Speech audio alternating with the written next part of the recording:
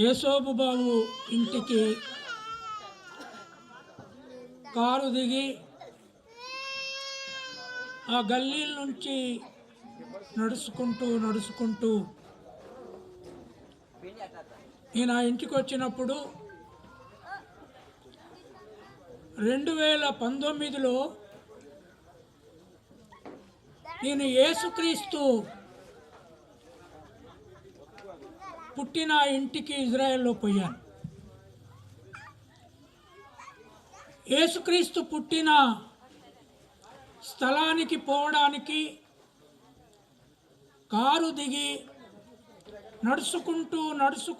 నడుచుకుంటూ పోయిన తర్వాత ఆనాడు ఆయన పుట్టిన ఆ గుడిసెను ఇప్పటికీ కాపాడి ఉన్నది. ఆ గుడిసె చూసినప్పుడు నాకు ఎట్లా అనిపించిందో యేసోబు బాబు ఇల్లు చూసినప్పుడు అట్లా అనిపించింది. నాకు అర్థం కాలే, ఈ యేసోబు బాబు ఇంత బీదరికంలో 90 ఏళ్ళ కింద పుట్టి, ఈ దేశంలో బంగ్లాలున్నాయి, ఈ దేశంలో భవంతులున్నాయి, ఈ దేశంలో పట్టణాలున్నాయి, ఇదే వరంగల్లో చాలా భవనాలు భవంతులు ఉన్నాయి. కానీ యేసోబు బాబు కన్నటువంటి ఒక మహా కొడుకును ఈ పట్టణాలలో ఎవడు కనలే. నాకు బాగా నా జీవితం తర్వాత నాకెవరైనా వారసులు ఉంటారా? నాకు ఒక సంస్థ లేదు, నేనున్న సంస్థలు వదిలిపెట్టి వచ్చాను. తెలంగాణ ఉద్యమంలో నా మిత్రులంతా దూరమయ్యారు. నేను వస్తే ఇది దొరల పాలయిద్దని మొత్తుకున్నా, ఎవరు వినలే. అప్పుడు నాకు అనిపించేది, ఒకవేళ నేను చస్తే నా గురించి ఎవరన్నా పాట రాస్తారా, ఎవరన్నా మాట్లాడతారా అంటే నాకు నిద్రలో కూడా నా గురించి మాట్లాడి పాట రాసే షరతు ఉన్నాడు అనిపించింది.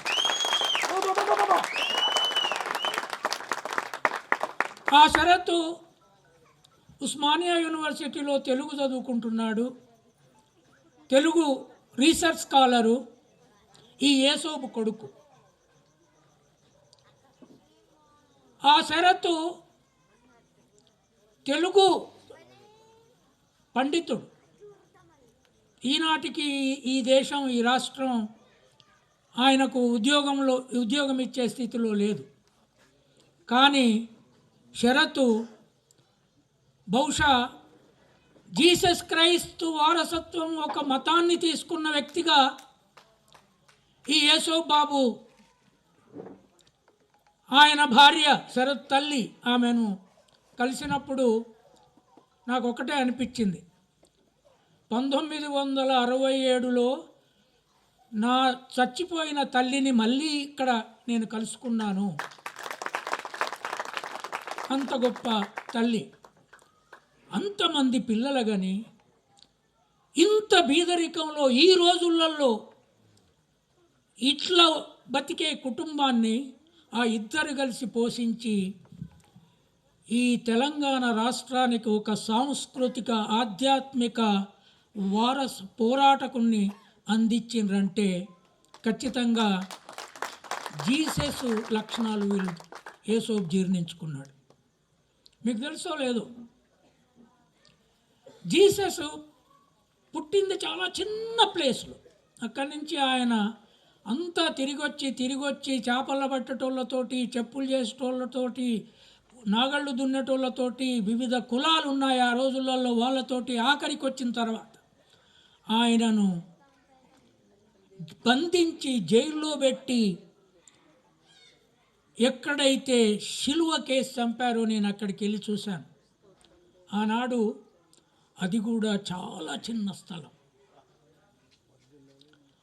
ఆ శిలువ కేసిన స్థలం దగ్గరికి నేను పోయిన రోజు చైనీసు, అమెరికన్స్, కెనడియన్స్, ఇండియన్స్ ఆయనను ఆ బొందలో పెట్టే దగ్గర, ఆ గుహలాంటి బొందలో పెట్టే దగ్గర, ముందు పడుకునే పెట్టే దగ్గరకు వచ్చి వందలాది మంది ఏడుస్తారు, వేలాది మంది ఏడుస్తారు.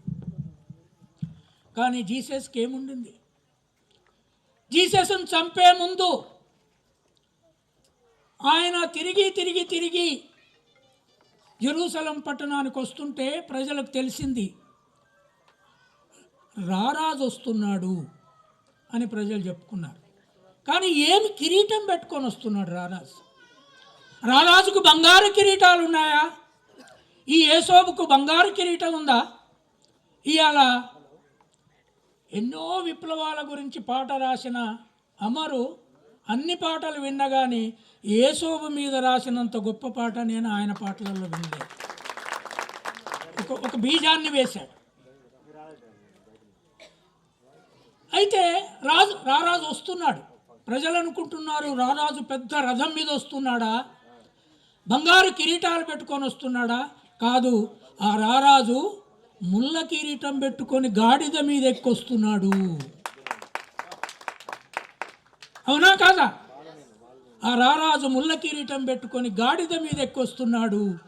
ఆ గాడిద మీద ఎక్కొచ్చి దుర్మార్గులైన పూజారులకు పట్టుబడి హింసించబడి ఆయన వేసిన జైలు 100 గజాల లోతులో ఉంటుంది. ఇప్పుడు నేను పోయి చూసిన, దిగి దాన్ని దిగి చూడడానికి ఇప్పుడు లిఫ్ట్ పెట్టారు కిందికి. ఆ యేసోబు పేరు పెట్టుకున్నాడు గనుకనే ఈ యేసోబు షరతును కన్నాడు. నేను మార్క్స్ పుట్టిన దగ్గర కూడా పోయి చూసిన, జర్మనీలో. ఆయన పెద్ద బంగ్లాలో పుట్టాడు, కానీ అన్నీ పోయినాయి. కానీ జీసస్ ఏ బీదరికంలో పుట్టిండో, ఏ గొర్రెల మధ్యలో పుట్టిండో, ఏ పశువుల మధ్యలో పుట్టిండో, అక్కడి నుంచి ఇక ఈ చెప్పులు చేసుకుంటోళ్ళు, డప్పులు కొట్టేటోళ్ళు, ఆ దేశంలో ఉన్న చేపలు పట్టేటోళ్ళు, కుండలు చేసేటోళ్ళు, మట్టి చేసేటోళ్ళు, ఆఖరికి వేశ్యలను వాళ్ళ ఇండ్లకి వెళ్ళి తీసుకొచ్చి వాళ్ళను దేవదూతలను చేసిన మహనీయుడు జీసస్. ఆ జీసస్ వారసత్వాన్ని తీసుకున్నాడు కనుకనే ఈ గుడిసెల బతికి కూడా ఈ దేశంలో విప్లవకారుల వెంట నేనుండాలి, నా పిల్లలు పోరాటాలకు సిద్ధంగా ఉండాలి, నా పిల్లలకు ఈ ప్రజలకు విముక్తి చేయాలి, ఈ బంగ్లాలు కాదు, ఈ ఆస్తులు కాదు, ఈ సమాజానికి ఒక వారసత్వాన్ని అందించిపోవాలని నేను నమ్ముకునే షరతును అందించాడు. కనుక షరత్తు తండ్రికి కరోనా వచ్చిందని ఆనాడు శరత్ చెప్పాడు. ఆయన కరోనాలో ఆ బీదరికం నుంచి, ఆ స్థితి నుంచి, ఆ నిరుద్యోగం నుంచి, కరోనాలో వందలాది కుటుంబాలను తిండి పెట్టి సాగాడు శరత్. అడుక్కొచ్చి తిరిగి తీసుకొచ్చి ఆ వాళ్లకు తిండి పెడుతున్న దశలో శరత్కు కరోనా వచ్చింది. శరత్, మరి నాకు కరోనా వచ్చింది, నా గుడిసెలో 10 మంది ఎక్కడ చూసినా అక్కడే ఉంటారు, కరోనాకు ఒక్కొక్కరు దూరం ఉండాలి. మీకు ఒక్క విషయం చెప్పాలి, మా నాయనమ్మది ఇదే కరీమాబాద్. 1898లో వచ్చిన మహామారి కరోనా రోగంలో మా తాత చచ్చిపోయిండు, వాళ్ళ అక్క భర్త చచ్చిపోయిండు, అందరూ చచ్చిపోతుంటే మా నాయనమ్మ గొర్రెలను కొట్టుకొని పాకాల పట్టెలకు పోయి చెట్ల కింద బతికి దూరం ఉండి వాళ్ళు బతికినరు, గొర్రెలను బతికించుకున్నారు. కరోనా కూడా దూరం ఉండవలసిన రోగానికి ఈ షరతు తప్పు చేసి ప్రజలను జాది మళ్ళీ ఇంటికి వచ్చి తల్లిదండ్రులకు కరోనా అంటించాడు. ఈ కొడుకు మహా కఠినాత్ముడు, ప్రజలకు సేవ చేసిండు. మళ్ళీ ఆ కరోనాను పట్టుకొచ్చి తల్లిదండ్రులకు అంటించి, సార్ నాకు వచ్చింది, మా అయ్యవకు వచ్చిందని నాకు చెప్పాడు. నాకు దూరం నుంచే కరోనా వచ్చింది. ఆయన కరోనా నుంచి బతికిండు. కరోనా ఆయనను చంపలే. కరోనాను ఎవరిని చంపింది తెలుసా? బంగ్లాలు కట్టుకొని, దుకాణాలు పెట్టుకొని, మోసం చేసి పెద్ద పెద్ద బొర్రలు పెట్టుకున్న వాళ్ళను వరుస పెట్టి చంపేసింది. కానీ ఏసయ్య భార్యను కరోనా దగ్గరికి వచ్చి పారిపోయింది. షరతు కూడా వచ్చింది, హైదరాబాద్ వచ్చిండు, ఒక దవాఖానలో పడి ఉండి మళ్ళీ వచ్చిండు. కనుక అటువంటి ఏసయ్య చచ్చిపోయినప్పుడు ఆయన పిల్లలు మీరెవరైతే ఉన్నారో, ఇవాళ మీ తండ్రి జీసస్ లాగా ఒక మహారాజు,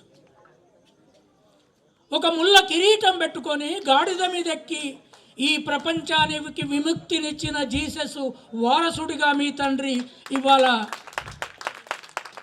మీకు తెలుసు కదా, జీసస్ చనిపోయిన తర్వాత మళ్ళీ వచ్చాడు, మళ్ళీ పుట్టాడు, మళ్ళీ పుట్టి 40 రోజులు శిష్యులతో గడిపాడు. తర్వాత చివరికి నేను ఎక్కడ వాళ్ళు మళ్ళీ ఆయన పైకి పోయినాను అక్కడికి పోయి చూసిన. అక్కడ విచిత్రం ఏంటి అంటే, ఇక్కడ ఉన్న క్రైస్తవులకు నేను చెప్తున్నా, ఆయన పైకి పోయిండనే చోట ఈ ప్రపంచంలో ఎన్ని భాషలు ఉన్నాయో అన్ని భాషలలో తెలుగులో కూడా ఆయన పైకి పోయే ముందు ఏం చెప్పిపోయిండో అక్కడ రాసి ఉన్నది. అన్ని భాషలలో ఆయన పైకి పోయేటప్పుడు తెలుగులో కూడా ఉన్నది. ఆయన పైకి పోయేటప్పుడు ఏం చెప్పిండు, నేను పోయి దేవుని కుడి భుజంగా ఉంటాను, ఈ లోకాన్ని రక్షిస్తానన్నాడు. ఈ యేసోబు బాబు పోయి జీసస్ కుడి భుజంగా కూర్చున్నాడు.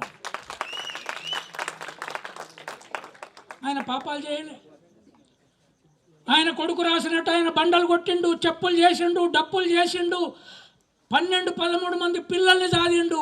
కానీ ఒక్కరోజు ఒక్కరిని దోపిడీ చేయలే. అందుకే కరోనా ఆయనను చంపలే. కనుక అటువంటి యేసోబు ఈ మాదిగ పల్లెలు, ఈ ఖిలావరంగల్ ఎవరైతే కాకతీయ రాజులు పరిపాలించిన ఈ ఖిలావరంగల్లో ఈ మాదిగపల్లె రేపు ఈ దేశాన్ని ఈ ప్రపంచాన్ని పరిపాలించే శక్తిని ఇక్కడి నుంచి పుట్టిస్తుంది. దీనికి ఆ శక్తి ఉన్నది. కనుక యేసోబు బాబు చచ్చిపోయిందని మీరు ఏడవద్దు. జీసస్ చచ్చిపోయినాడు మేరీ ఏడవలే. మీకు తెలుసు కదా, ఒకసారి సికింద్రాబాదు చర్చికి, పెద్ద చర్చికి పోయి చూడండి, పెద్ద శవాన్ని పెట్టుకొని చేతుల మీద పెట్టుకొని ఉంటుంది మేరీ. ఆమె ఏడవలే. ఎందుకు ఏడవలే? నా కొడుకు ఈ ప్రపంచానికి విముక్తి చేయడానికి పుట్టిండు, విముక్తి చేయడానికి చచ్చిపోయిండని ఏడవలే. కనుక మీరు కూడా ఏడవద్దు. ఆ యేసు బాబు కోసం అందరం ఇవాళ విమలక్కలాగా. నేను ఇద్దరే అక్కలు ఎరుగుతుంది ఈ సమాజం. నాకు అక్క చెల్లెళ్ళు ఉన్నారు, కానీ వాళ్ళు ఇట్లాంటి అక్క చెల్లెళ్ళు కాదు. ఒకటి విమలక్క, రెండవది బర్రెలక్క.